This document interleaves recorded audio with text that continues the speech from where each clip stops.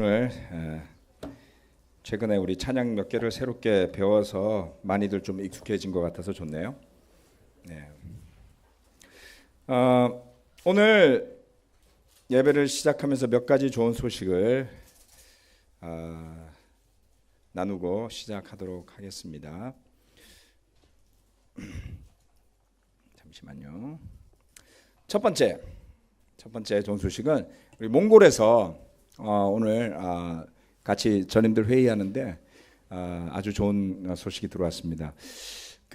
우리 박정호 형제가 지금 MIU라는 이제 그 국제 대학에서 이제 수업을 시작을 했어요. 이제 교수로서 그래서 그 학과장으로 있는 분이 몽골 분인데 성경을 공부하고 싶다고 그래서 박은정 자매와 더불어서 또 다른 자매와 성경을 공부하기로 이미 이야기가 됐고요. 그 다음에 그 옆방에 사는 영국에서 온 젊은 사람인데 이제 거기서 이제 강의를 하나 보죠. 22살짜리 영국인인데 영국인과 또 뭐 인도인 뭐 기타 등등 그 학교에서 일하는 몽골 학생 뭐 해가지고 이번 토요일 날 처음으로 캠퍼스 바이블 톡을 그 집에서 하기로 했습니다. 그래서 간지는 얼마 되진 않았지만 3월 달부터 이제 시작을 했는데 벌써 한 달도 안 된 시간 안에 바이블톡이 준비가 되어가지고 아마 이번 주에 여러 명의 방문자들과 더불어서 몽골 교회 캠퍼스 바이블톡이 처음 시작을 하게 될 것 같습니다. 그래서 여러분 많이 기도해 주시고 아마 그 소식을 바이블톡 하면서 사진으로 찍어서 카톡으로 좀 보내달라 그랬습니다. 그래서 좋은 소식이 있을 것으로 예상이 되고요. 뿐만 아니라 우리 잠실교회 캠퍼스에도 좋은 소식이 많습니다. 지금 뭐 가장 기쁜 소식은 우리 박지우 군이 비자가 나와서 2년짜리 비자를 받아서 와 있습니다. 그래서 어제 도착해서 얼떨떨할 텐데 우리가 뜨겁게 환영을 해줬으면 좋겠네요. 우리 지우 일어나 주시고 너무 잘 왔습니다. 오늘 점심 먹으면서 아비게일하고 지우하고 같이 앉아가지고 너는 한국이 좋냐 미국이 좋냐 둘이서 열심히 하는데 아주 인상적인 이야기가요. 사는 건 미국이 편하다는 거예요. 그렇지만 형제 자매들과 또 교회에서 섬기라면 나는 여기에서 섬기는 게 더 좋다. 그래서 두 사람들 이렇게 와서 한국에서 마치 연어가 먼 바다로 나갔다가 돌아오듯이 어떻게 다 알고 이렇게 돌아와서 너무나 기쁘고요. 이번 금요일 날 뚝섬에서 뚝섬 역 근처에 이제 한강변에서 야외 바이블톡을 우리 캠퍼스 바이블톡에서 하기로 했습니다. 그래서 이번 주에 많은 학생들이 올 거로 예상이 되고요. 지금 현재 성경 공부를 몇 사람이 이미 시작을 했습니다. 시작을 했고요. 조만간 한 5명 가량 성경부가 연결이 될 것 같습니다. 기대되지 않습니까? 뭐 별거 아닌 것처럼들 보시네. 예? 바이블톡에 도대체 몇 명이 공부하길래 그렇게 뭐 떨떠름하게? 여러분 대단한 거 아니에요? 아멘. 환호를 좀 해야지. 저를 위한 게 아니라 뭐 제가 했겠습니까? 우리 캠퍼스에 나가서 열심히 전도도 하고 사람들도 모으고 했던 우리 형제자매들의 그런 노력이고요. 그 다음에 또 우리가 4월 말부터 도란도란이라는 한국어 강좌를 여기 주일학교 그러니까 여기 회의실에서 가면 둘 중에 하나에서 하기로 했거든요. 그래서 외국인들을 막 모으는데 조슈아 형제가 남자는 나 하나밖에 없는 것 같아요 이러더라고요. 몇 주 전에. 그러고 보니까 나도 너밖에 없는 것 같다. 그래서 우리가 싱글 남자가 미국인이 오기를 기도하자. 그 수밖에 없지 않겠냐. 그랬는데 그 지난주 예배 때 환영 인사를 했던 두크 형제가 알고 보니까 영어 강사로 1년 계약으로 왔고요. 뭐 허락한다면 한 몇 년 연장해서 더 있고 싶답니다. 그래서 그 이야기를 제가 오늘 들었어요. Where are you, Duke? Yeah, we should welcome him once again. Please stand up, bro. Okay? 뜨겁게 환영합시다. 아멘. 예. 그래서 금요일날 캠퍼스 바이블톡에도 오기로 했어요.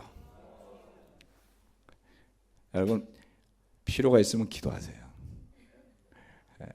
기도를 하나님이 빨리 응답해 주셔서 제가 오늘 미팅하면서 깜짝 놀란 거예요. 도란도란에 미국인 수강생이 2명이 남자가 생겼어요. 그래서 조시아 말고 또 한 명이 또 생긴 거죠. 아멘. 그리고 내일 시립대는 ABC 영어 클래스를 이제 시작하려고 내일 시립대에서 또 모이기로 했습니다. 그래서 한양대에서는 바이블톡, 그다음에 시립대에서는 영어 클래스 이렇게 2개를 진행을 하려고 하고요.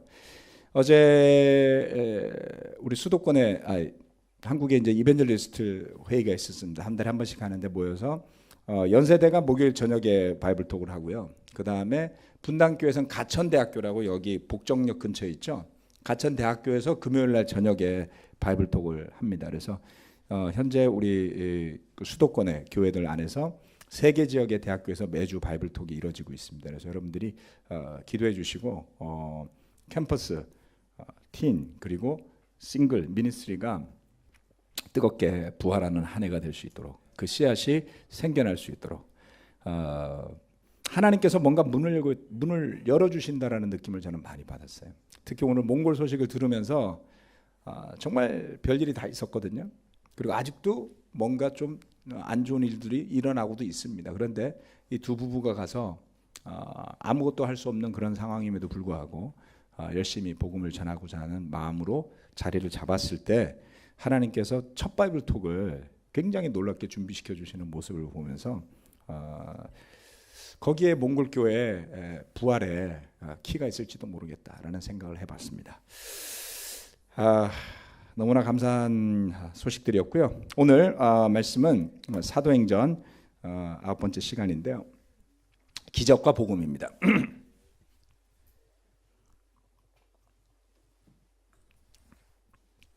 지난주 제가 약간 세례와 관련된 교리적인 이슈 그리고 또 뭐 교회사, 뭐 종교개혁사 또는 뭐 교회 간의 어떤 교리의 차이와 관련한 설명을 좀 드렸는데요.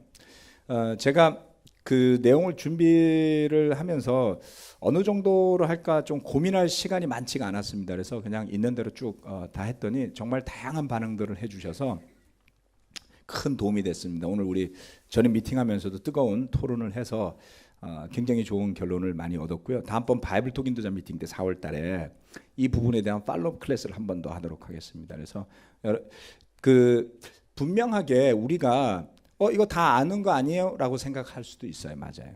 그런데 세례받고 오랜 시간이 흐르면서 다양한 생각들 속에서 분명하게 성경적 근본이 확립이 안 돼 있다 보면 우리 또한 흔들리거나 성경적인 그 분별력이 흐려질 수도 있다라는 생각이 듭니다. 그래서 좀 그런 부분들을 한번 생각해보는 시간이었으면 하고요. 또 하나는 이 사도행전 그 제가 처음 그 설교를 시작하면서 분명히 말씀드린 게 하나 있습니다. 다시 한번 기억이 나실지는 모르겠는데 저는 의미를 갖고 던졌는데 물어보니까 오늘 전임 미팅하면서 물어보니까 다들 기억을 못 하더라고요. 다시 말하면 제가 그 중요성을 전달하는데 실패했다 이렇게 볼 수 있죠. 히브리서 설교하고 사도행전 설교는 분명히 다릅니다. 어떤 것이 다르냐면 히브리서 설교는 한 구절 한 구절들이 굉장히 응축된 그런 내용들을 담고 있어서 그 구절의 의미들을 설명하고 이해하고 하는 것만으로도 굉장히 충만감이 드는 게 사실이에요. 그런데 사도행전은 사실은 역사서입니다. 성경 분류를 하다 보면 서신서, 복음서, 그 다음에 뭐 시가서, 예언서 이렇게 하잖아요, 그렇죠? 역사서. 그 중에 이게 역사서의 분류에 들어가는 유일한 신약 성경 책 중에 하나거든요. 그래서 역사서를 보면서 그와 같은 서신서가 이렇게 응축되어 있는 가르침을 가지고 있는 책들에서 느끼는 느낌을 받기는 좀 어려워요. 차라리 그럴 거면 에베소서 말씀을 한다든가 골로새서 말씀이나 또는 로마서 말씀을 하는 게 낫겠죠. 그런데 제가 고민하던 과정에서 이것이 적절하겠다라고 판단했던 것은 뭐냐면 우리가 작년 가을에 또는 한 5월 달부터 우리 교회가 어떤 교회였으면 좋겠습니까? 라는 질문을 던졌고 길게 우리가 기도하고 생각하면서 각각의 형제 자매들이 내가 바라는 교회 모습들을 긴 시간을 두고 생각할 수 있는 시간을 가졌었죠. 저는 그 시간이 매우 유익했다고 믿습니다. 덕분에 많은 대화가 있었고요. 그리고 많은 이야기들이 오고 갔고 또 그 많은 이야기들이 토대가 되어서 컨센서스 속에서 2018년도의 교회를 준비할 수가 있었거든요. 그런데 그러면 과연 우리가 그처럼 제자된 양심과 믿음을 바탕으로 생각해 본 내가 바라는 교회 모습이라는 것이 성경적 교회와 일치하는가? 라는 것을 생각해 볼 수 있는 시간도 필요하지 않겠어요? 제가 작년에 그것을 의도적으로 말씀드리지 않았습니다. 왜냐하면 성경적 교회가 뭡니까? 라고 던지는 순간 내가 원하는 교회를 사람들이 자동으로 생각을 안 해요. 내가 원하는 것이라는 것이 굉장히 이기적인 뉘앙스가 있기 때문에 그게 우려가 돼서 그러한 말씀을 던지지 않았습니다. 긴 시간 동안 더욱 자유롭게 우리가 원하는 교회 모습을 이야기했죠. 어느 정도 우리가 그것을 알았다면 또 계속 알아갈 필요가 있습니다. 그렇다면 올해는 성경이 말하는 교회는 어떤 교회인가? 라는 것을 또 같이 고민해 본다면 얼마나 좋을까라는 것이죠. 그 교회의 탄생과 발전과 성장과 성숙의 과정이 담겨져 있는 책이 바로 이 서신서가 아닌 사도행전 교회의 역사를 갖고 있는 책입니다. 그리고 이 사도행전은 여러분 이미 알고 계시지만 서신서와 다 연결이 되어 있어요. 물론 이번 사도행전 강의 속에서 제가 그러한 연결을 다 시도하지는 않을 겁니다. 시간이 모자라니까요. 그렇지만 여러분들이 읽다가 고린도 교회 이야기가 나오는 시점에서는 고린도서를 읽어보시고요. 에베소 교회 이야기가 나오는 데서는 에베소서를 읽어보십시오. 그러니까 그 부분은 제가 여러분에게 맡겨드리겠습니다. 다만 아주 중요한 것은 교회의 모습을 이 사도행전 가운데 우리가 한번 생각해보고 기도해보고 내가 생각하는 또는 내가 좋아하는 내가 원하는 교회 모습과 말씀이 말하는 교회 모습을 명확하게 비교해본다면 좋은 의미에서의 변화와 수정이 일어나지 않을까요? 네, 그러한 관점에서 사도행전 설교 말씀이 저는 굉장히 의미가 있다고 보고요. 또 하나는 지난 시간에 믿음, 회개, 세례, 죄사함, 성령을 선물로 받는 것에 대한 그 베드로의 설교의 포인트는 굉장히 중요한 것 중에 하나입니다. 이 사도행전을 흐르는 흐름 중에 아주 중요한 것 중에 하나고요. 이것처럼 또 하나 신학적 논란이 되는 것 중에 하나는 성령에 대한 이해예요. 제가 작년에 성령과 방언에 대해서 간략하게 설교를 했습니다마는 이 사도행전 강해를 하면서 나중에 한 번 더 이 부분을 조금 더 진하게 다룰 겁니다. 이 부분을. 그래서 그것을 다루기 전에 이번에는 제가 바이블 독 인도자들에게 미리 한번 할게요. 미리 준비 작업을 좀 하고 이해도를 높이고 그리고 좀 쪼개갖고 레슨을 여러 개로 나눠서 충분한 이해가 될 수 있는 아마 지난 시간 그 수요일날 레슨을 한 두 개나 세 개로 쪼개서 했으면 좋았을 뻔했어요. 한 번에 쫙 하니까 내용이 너무 많았던 거죠. 그래서 이런 게 한두 개가 더 있다라고 제가 지금 말씀드리는 거예요. 좀 몰입하고 그 다음에 신학적인 그 고민을 한번 해볼 만한 그런 내용들이 여기 자주 나오거든요. 그래서 그걸 제가 염두에 두고 있으니까 여러분도 마음의 준비를 좀 하시고 같이 공부를 해보셨으면 하는 바람입니다. 오늘 말씀은 쉽고 짧습니다. 긴장을 푸시고 편안한 마음으로 들어주시길 바랍니다. 아멘. 네. 김민수 전도사님이 저한테 팁을 줬어요. 뭘 이야기할지를 미리 이야기하면 마음의 준비가 되지 않겠습니까? 3장에 나오는 기적과 그래서 3장 설교는 오늘 한 번으로 끝나요. 지금 2장까지 오는데 8번 했잖아요. 그렇지만 이제 긴장을 푸시고 3장은 오늘 한 번으로 끝납니다. 자, 기적과 복음에 대해서 보도록 하겠습니다. 자, 이건 제가 방금 말씀드렸던 거죠. 성경이 말하는 교회 모습, 우리가 원하는 교회 모습. 이게 함께 배우고 기도해야 될 주제다. 설명을 드렸습니다. 네. 3장에 이르러서 아주 중요한 기적이 하나가 일어납니다. 그래서 우리 모두가 아는 기적 중에 하나죠. 나면서부터 못 걷는 사람이라고 부르는 한 사람이 베드로의 그 명령으로 일어서서 걷게 되는 기적이었죠. 이것이 기적인데 또 하나의 기적이 일어난 겁니다. 다시 말해서 사도행전 2장에서 사도행전 1장에서 예수님이 승천하시죠. 그렇죠? 그리고 사도행전 2장에서 오순절날 성령이 내려오고, 그리고 수많은 사람들이 그 성령이 내려오는 것에 대한 이상함을 느끼고 그 자리에서 설교를 듣고 세례받는 놀라운 일이 있었습니다. 그런데 3장에 와서는 거기에 뒤이어서 이 기적이 일어납니다. 3장 6절 말씀, 베드로가 말하기를 은과 금은 내게 없으나 내게 있는 것을 그대에게 주니 나사렛 예수 그리스도의 이름으로 일어나 걸으시오 하고 말을 했죠. 그랬더니 그 사람이 일어나서 하나님을 찬양했습니다. 그런데 사람들의 반응이 어땠습니까? 3장 10절 말씀에 보면 사람들은 모두 9절 말씀에서 그가 성전 문에서 구걸하던, 아름다운 문이라고 부르는 미문이라고도 한문으로 썼죠. 아름다운 문이라는 것은 성전 앞쪽에 들어가는 입구에 있는 가장 큰 아주 화려하게 장식한 그런 문이었습니다. 그 문 앞에 앉아서 구걸하던 그 사람인 것을 알고서 그에게 일어난 일로 몹시 놀랐으며 이상하게 여겼다. 10절 말씀에서. 첫 번째 반응은 놀랐고요. 그리고 두 번째는 좋다가 아니라 이상하게 여겼다라고 이야기했죠. 그 사람이 베드로와 요한 곁에 머물러 있는데 사람들이 모두 크게 놀라서 솔로몬 행각이라 하는 곳으로 달려와서 그들에게로 모여들었다. 어떤 일이 벌어졌습니까? 기적이 일어났고 사람들이 이게 뭐야? 내가 아는 한 처음 본 순간부터 지금까지 저 사람은 앉은 상태에서 일어날 수 없는, 사람들이 들어다가 갖다 놓고 하루 종일 구걸하고 다시 들어서 가져가는 그런 사람이었는데 그가 일어났단 말이죠. 엄청난 기적이 일어났던 겁니다. 이제 막 교회가 시작이 되었어요. 그들이 뭐를 했습니까?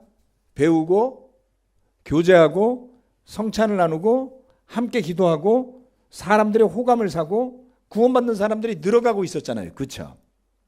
그래서 힘차게 뭔가 움직이던 그런 상황에서 또 하나의 기적이 일어났죠. 마치 오순절날 수많은 사람들이 몰려들어서 있었던 것처럼 이번에도 또다시 많은 사람들이 모여듭니다. 여기에는 몇 가지 중요한 의미가 있습니다. 우선은 한 사람의 인생이 예수 그리스도의 이름으로 완전히 변했다는 사실이 있고요. 기적이 일어났죠. 그리고 예수님은 이제 승천해서 더 이상 사도들의 옆에 있지 않았지만 예수님 당시에 일어났던 기적과 퀄리티 면에서 전혀 차이 나지 않는, 그렇죠? 뭐 기도했더니 두통이 나왔다 이런 수준이 아니고 누가 봐도 알 수 있는 명백한 치유의 기적이 일어난 거예요.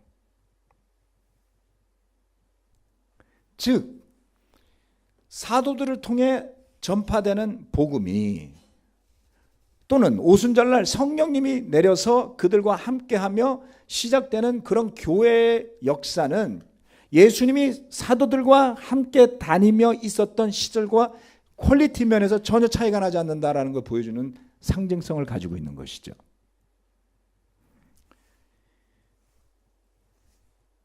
그래서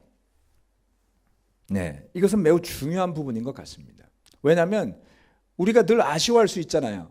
뭐 사도가 살아있는 것도 아니고 우리가 갖고 있는 건 성경 한 권밖에 없는데 성령은 있는지 없는지 잘 모를 때도 많고 내 신앙의 중심을 어디다 두고 살아야 할까라고 혼란스러울 때가 많죠.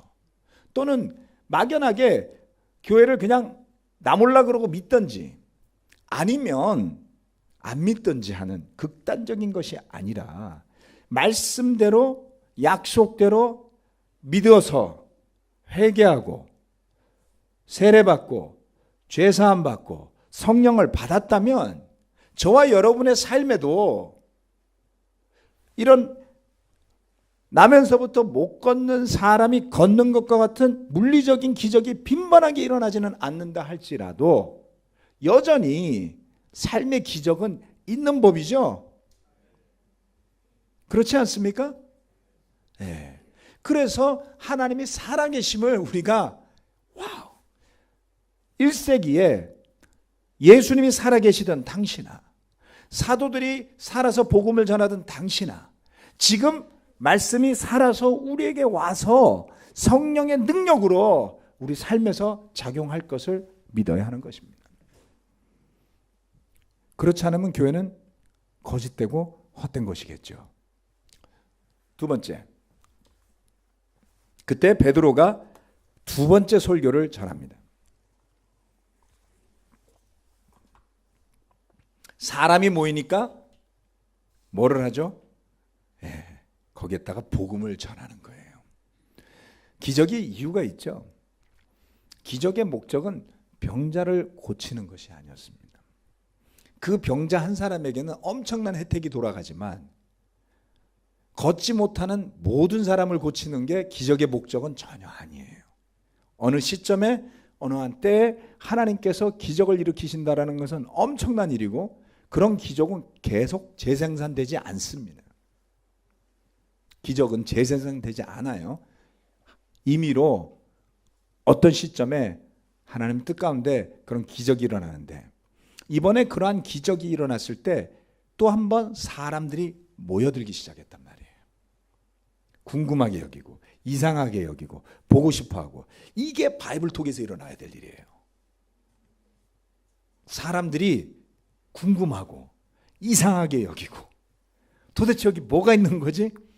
라고 질문하고 바이블톡에서 이야기되어지는 성경 말씀을 듣고 지난주에 왔던 한 방문하신 분이 그 바이블톡에서 이야기되어진 성경 내용이 이해가 쉬웠다라고 저녁을 먹으면서 이야기했던 이야기를 오늘 제가 들었습니다. 굉장히 격려받았어요. 와서 성경 말씀을 갖고 우리가 서로 토론하는 내용을 듣고 젊은 사람들이 영향을 받는 거죠. 그리고 이번 주에도 또 올 거랍니다. 또 우리는 말씀을 전하겠죠. 그 자리에 온 사람은 이상하게 여기고 놀랍게 여기다가 말씀을 공부하고 그리고 드디어 주님을 만나서 제자로 거듭나면 되는 거 아닌가요? 놀랍게도 오늘 모임을 하면서 또 좋은 소식 중에 하나는 그 바이블톡에 왔었던 우리 최근에 살아받은 경영씨 장녀가 동경으로 돌아가서 준영 자매와 연락이 됐다는 이야기를 들었어요. 경영씨랑 이야기를 나눠보시면 이게 얼마나 대단한 기적인지 아실 겁니다. 제가 뭐 공개적으로 나누지는 않겠지만 너무 기쁜 소식이죠. 정말 말을 똑부러지게 잘하고요. 정말 당찬 여자 학생이었습니다. 정말 마음에 들었어요. 이런 학생이 제자가 된다면 대학교에 뭔가를 일으킬 수도 있겠다. 그런 느낌이 드는 학생이었습니다. 자, 그래서 베드로가 그 기회를 놓치지 않고 설교를 하지요. 자, 이 설교의 내용 또한 사도행전 2장에 나오는 설교와 맥락상 하나도 다르지가 않습니다. 복음의 필수적인 내용들이 여기에 들어있어요. 여러분 나중에 사도 바울이 건전한 교훈이라고 말하는 사운드 닥트린이라고 말하는 그렇죠? 주님으로부터 받은 복음이라고 말하는 내용들이 바로 이겁니다, 여러분. 베드로의 첫 번째 설교, 두 번째 설교 안에 그 키가 다 들어있어요. 여러분 복음이 뭔지 궁금하지 않으셨어요? 나만 궁금했나 보네 역시. 아니 복음이 뭐지? 복음 포인트 넘버 1, 포인트 넘버 2, 포인트 넘버 3 이렇게 예수님이 하시질 않았단 말이에요. 그래서 저는 그냥 포괄적으로 복음서 전체가 복음의 범주에 드니 복음서를 열심히 읽었어요. 오랜 시간 성경을 보면서 결국 그것이 가장 축약된 형태로 나타나는 것이 이 사도행전 초장에 나온 베드로의 설교들이에요. 자, 13절 말씀을 보도록 합시다. 네. 아브라함의 하나님과 이삭의 하나님과 야곱의 하나님 곧 우리 조상의 하나님께서 자기의 종 예수를 영광스럽게 하셨습니다. 하나님이 예수님을 영광스럽게 했다 그랬어요. 어디서는 아들이라고도 했어요. 그렇죠? 여기서는 종이라고도 했어요. 이 땅에 있는 동안에 하신 일을 이야기하는 거죠. 여러분은 일찍이 그를 넘겨주었고 빌라도가 놓아주기로 작정하였을 때에도 여러분은 빌라도 앞에서 그것을 거부하였습니다. 여러분은 그 거룩하고 의로우신 분을 거절하고 살인자를 놓아달라고 청하였습니다. 15절. 그래서 여러분은 생명의 근원이 되시는 주님을 죽였습니다. 똑같죠? 사도행전 2장에서 뭐라 했습니까? 여러분들이 무법자, 법 없는 사람, 이방인의 손을 빌어서 그 거룩하신 분을 죽였습니다. 그렇죠? 우리의 죄가 예수 그리스도를 죽인 겁니다. 그거를 믿는 사람이 찔림이 있고 회개가 일어난다고 그랬어요. 믿음 없이는 회개가 되지 않습니다. 그리고 우리는 이 일의 증인입니다. 이렇게 이야기를 했죠. 그리고 나서 3장 19절 그러므로 여러분은 회개하고 돌아와서 죄 씻음을 받으십시오. 자, 순서대로 보세요. 한꺼번에 다 보지 말고. 자, 여기에서 3장 19절은 뭔가 중간에 내용물이 빠졌죠.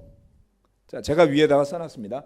회개, 죄 씻음, 세례, 성령, 제자, 구원 이런 단어들이 어떤 구절에서는 하나만 나오고요. 어떤 구절에서는 두 개가 나오고요. 어떤 구절에서는 순서대로 쫘라락 나와요. 사람들은 어떤 실수를 하냐면 어느 한 구절만을 가지고 자신의 주장을 펼치죠. 그러면 이 구절만 가지고 보면 여러분은 회개하고 돌아와서 죄 씻음을 받으십시오. 그 회개만 하면 죄 사함이 있는 건가요? 이 사람들 아직 세례도 안 받았잖아요. 이 구절만 가지고 그렇게 주장하면 성경적인 건가요? 자, 그 밑에 구절은 우리가 지난 시간에 공부했던 베드로의 설교의 핵심 부분을 말씀드렸죠. 회개하십시오. 그리고 여러분은 각 사람이에요. 예수 그리스도의 이름으로 세례를 받고 죄 용서를 받으십시오. 그리하면 성령을 선물로 받을 것입니다. 여긴 또 제자 이야기가 없어요. 그런데 뒷구절 보면 나오겠죠, 물론. 마태복음 28장 19절에 가면 예수님은 뭐라 했냐면 그러므로 너희는 가서 모든 민족을 제자로 삼아서 이젠 또 제자를 삼으래요. 아버지와 아들과 성령의 이름으로 세례를 주고 여기는 또 죄사함에 대한 이야기가 없잖아요. 그렇죠? 무슨 말씀을 드리는 거냐면 어떤 구절을 어디다가 어떻게 갖다 붙이느냐에 따라서 의미가 달라진다라는 겁니다. 로마서 10장 13절 말씀은 뭐라 그랬습니까? 여기 적어놨죠? 네. 주님의 이름을 부르는 사람은 누구든지 구원을 얻을 것입니다. 주님! 구원 받는 거예요? 예수님! 구원 받은 거예요? 그렇게 말할 수 없잖아요. 이 로마서 10장 말씀은 우리가 마음으로 믿어 의에 이르고 입으로 고백하여 구원에 이릅니다 라는 말씀을 가지고 이야기하고 있는 거거든요. 자, 만약에 이런 단어들이 회개니 죄 씻음이니 세례니 성령이니 제자니 구원이니 이러한 아주 핵심적인 그 용어들이 제각각 의미를 가지고 구절마다 다 나름의 의미를 각각 가지고 있다고 주장하려고 한다면 얼마나 정신없는 믿음의 세계가 열릴까요? 그런 현상이 일어나고 있다 이 말입니다. 붙여서 좀 보세요. 붙여서 봐야지 됩니다. 같은 맥락의 말씀들은 그렇죠? 금은 비싸죠. 비싼 게 다 금은 아니에요. 네. 금은 노란색이잖아요. 그렇죠? 금은 또 무겁잖아요. 예. 그리고 금값은 대체적으로 잘 안 떨어지고 오르잖아요. 그렇죠? 예. 말씀드리는 포인트가 연결되죠? 노랗다고 다 금이 아니고요. 무겁다고도 금이 아니고요. 비싼 것도 금이 아니에요. 금을 다양하게 표현할 수 있다고요. 성경 말씀은 굉장히 다양하게 구원을 조명합니다. 그래서 어떤 말씀이 그것을 종합적으로 설명한 것인지, 또 어떤 말씀은 그 구원에, 하나님의 죄사함의 용서에, 또 하나님의 영을 받는 일에 대한 것들을 어떤 각도에서, 어떤 의미에서 더 강조하는 것인지를 살펴봐야 되죠. 때로는 은혜가 강조됩니다. 때로는 믿음이 강조됩니다. 때로는 세례가 강조됩니다. 그리고 때로는 기적이 하이라이트를 받죠. 말씀드렸죠? 기적은 재생산하라고 있는 거 아니라고요. 이걸 착각하시는 분은 지금도 못 걷는 사람이 예수 그리스도의 이름으로 걸어야 된다고 하세요. 그렇게 하셨던 분이 최근에 TV에 나오셨던 분이에요. 저도 그 교회를 다닌 적이 있습니다.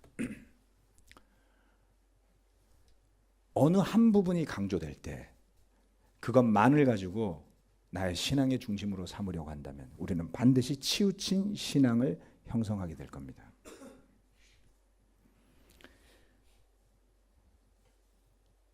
그러나 은혜가 되었건 믿음이 되었건 성령이 되었건 세례가 되었건 회개가 되었건 구원이 되었건 기적이 되었건 이 모든 것의 중심에 예수 그리스도께서 계시고 그 예수 그리스도의 말씀이 있고 그리고 사도들의 가르침이 있었습니다.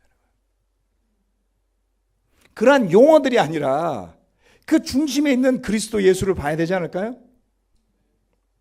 우리의 눈이 내가 원하는 형태의 교리가 아니라 나의 성향에 맞는, 그렇죠? 정치는 그렇게 나뉘어도 됩니다, 여러분. 여러분의 정치 성향이 진보가 됐건 보수가 됐건 천국이 됐건 어느 나라가 됐건 우리는 괜찮아요. 하지만 복음에 관한 한은 우리 모두가 그리스도 예수를 중심으로 완전한 하나를 형성해야 되지 않을까요? 막 태어난 교회가 사도들의 가르침, 제자들의 풍성한 배움, 끊임없는 교제, 성찬, 기도 등의 영적인 활동으로 막 힘을 얻었어요. 그리고 성령님을 통해서 그 사도들이 예수님의 이름으로 행하는 그 기적이 복음을 전파하는 또 다른 기회를 만들어 내지요. 참으로 놀라운 일입니다. 복음이 전파되는 것은 분명 제자들을 통해서 이루어집니다. 그러나 그 제자들의 노력만으로 복음이 전파되는 것이 아니죠. 하나님께서 허락하시는 성령이 내려오는 것과 같은 어떤 획기적인 전환점이 없다면 그날 3,000명이 세례받는 일은 없었겠죠. 베드로의 설교가 결정적으로 열쇠를 가지고 하늘의 문을 여는 것 같은 역할을 했다고는 하지만 여전히 그 중심에는 성령님이 계시는 거죠. 또한 이 나면서부터 걷지 못한 그 사람이 기적적으로 고침을 받는 것도 왜 해필이면 그날 베드로가 나사렛 예수의 이름으로 일어나 걸으라는 말을 할 생각을 했을까요? 하나님께서 성령님을 통해 그에게 말씀하신 거죠. 성령의 인도하심이 없이 그런 구역의 구원의 사역을 이끌어갈 수 없습니다. 우리의 힘만 의지해서 교회를 세우려고 한다면 그것만큼 어리석은 일은 있을 수가 없습니다. 그것은 교만이고요. 그것은 만용이 될 수 있습니다. 여러분 생각해 보세요. 성령님의 역사가 힘차게 일어날수록 우리는 주님을 찬양하게 될 거예요. 그렇죠? 우리가 찬양할 때 김민수 전도사의 목소리를 찬양하지 않잖아요. 그렇지 않아요? 예, 물론 옆에서 현우가 드럼도 쳐주고 민수가 피아노도 쳐주고 너무 너무 좋은 거예요. 제가 오늘 지우 보고 너는 피리를 불어라. 이제 진짜 기대가 돼요. 기대가 돼. 이제 주중 예배 이제 막 악기가 제가 음악을 좋아하니까. 근데 악기를 찬양할 일도 아니고 목소리를 찬양할 일도 아니죠. 우리 마음이 하나님을 향하면 되는 것 아니겠습니까? 그래서 설교 말씀도 마찬가지죠. 제가 어떻게 준비를 했건 이 자리에서 누가 설교를 하건 얼마나 엘로퀀트하게 아주 우아하게 이야기를 하건 얼마나 파워풀하게 이야기하건 그건 중요하지 않죠. 하나님이 높이심을 받는. 그러면요 우리는 저절로 낮아져요. 여러분 낮추려고 한다고 낮아지는 거 아닙니다. 낮추는 척은 할 수 있지만 진짜 낮아지지 않을 수 있어요. 하나님이 높임을 받도록 주님의 이름이 높임을 받는다면 우리 안에 마땅히 풍성해야 하는 그러한 축복들이 풍성하게 일어날 겁니다. 저는 목회를 한 지가 이제 꽤 됐습니다. 정말 열심히 했고 죽으라고 했고 필사적으로 했어요. 그래서 인간적으로는 제가 요만큼이라도 자랑할 게 있을지 모르겠어요. 그런데 캠퍼스 미니스트리를 하려고 작년 12월에 김민수 전도사 손을 잡고 한양대를 가보니 날도 춥고 나이는 들었고 학생들은 젊어 보이고 뭘 해야 될지 모르겠더라고요. 그 말이 됩니까? 20몇 년 전에 동경에서 얼마나 많은 학생들을 세례줬었는데요. 그 용기는 어디로 갔죠? 그 노하우는 다 어디로 갔죠? 그 지식은 다 어디로 갔죠? 다 쓸모없어요. 말도 못 걸겠더라고요. 야, 내가 쟤한테 말 걸면 쟤는 나를 미친 사람으로 보겠지? 옆에서 현우가 요즘에 캠퍼스에서 막 하면 다 신천지인 줄 알아요. 더 겁주더라고. 그래서 내가 더 못하겠어. 야, 난 이제 신천지라는 소리까지 듣겠구나. 2단도 듣고 3단도 듣고 이제 신천지까지 듣겠구나. 겁나가지고 뭐 말도 못 걸겠어요. 하나님이 열어주시면, 그렇죠. 지우 비자가 나올지 안 나올지 어떻게 합니까? 요즘 세상이 너무 복잡해졌어요. 나와야 나오는 거지. 계획도 못 세우겠어요. 놀랍게 그게 나왔어요. 하나님이 이거 하라고 하시는구나. 기대도 안 하고 있는데 이 사람이 오고 저 사람이 오고 이 형제의 딸이 오고 저 형제의 딸도 오고 저 사람의 딸도 오고 왜 다 오지 요새? 나도 모르겠어요. 다만 여러분이 많이 기도하시는 것 같아요. 그렇죠?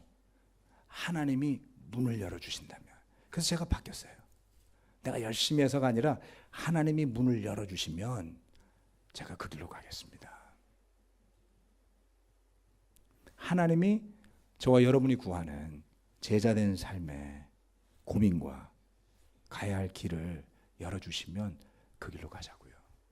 그리고 하나님을 높이고 우리는 하나님을 찬양하고 구원받는 사람들이 말씀 안에서 풍성해지는 날을 기대해 봅시다. 아멘. 이렇게 제가 빨간 걸로 막 써놨어요. 회개, 죄씻음, 회개, 세례, 재용서, 성령, 제자, 구원. 아이고 많다. 네.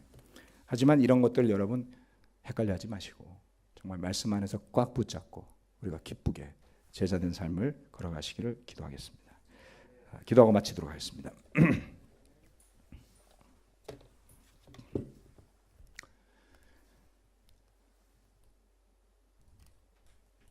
전능하신 하나님, 오늘 이 자리에 주님의 이름을 높이고자 많은 형제자매들이 함께 모여 찬양하고 말씀을 듣고 교제하고 나누고자 합니다.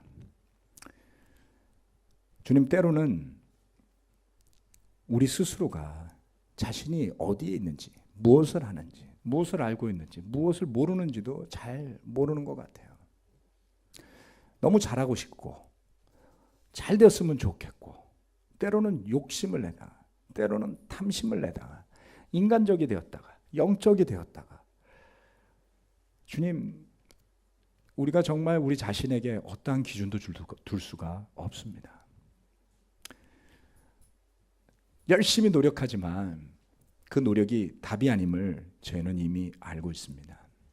주님, 그렇다고 아무것도 안 하는 것이 아니라 주님께서 이미 우리에게 각각에게 맞는 달란트를 주셨으니 그 달란트로 또 성령을 선물로 주셨으니 그 성령의 은사로 주님의 교회를 위해 섬기게 하여 주시고 또한 복음을 위해 수고하고 일하여서 주님께서 부르시는 날에 착하고 충성된 종으로 불러주시길 간절히 소망합니다. 얼마 전에 시애틀 교회 스캇 그린 목사님이 주님의 부르심을 받고 떠났습니다. 참 그 모습도 선하고 그와 함께했던 동고동락했던 수많은 목회자들의 마음이 한편으로 기쁘고 또 한편으로는 매우 슬프리라 생각합니다. 20년 전 정말 젊었고 뜨거웠던 설교자들이 이제 하나씩 둘씩 주님의 부르심을 받아 떠나는 모습을 봅니다. 놀라운 것은 끝까지 복음을 전하다가 주님의 부르심을 받았다는 것입니다.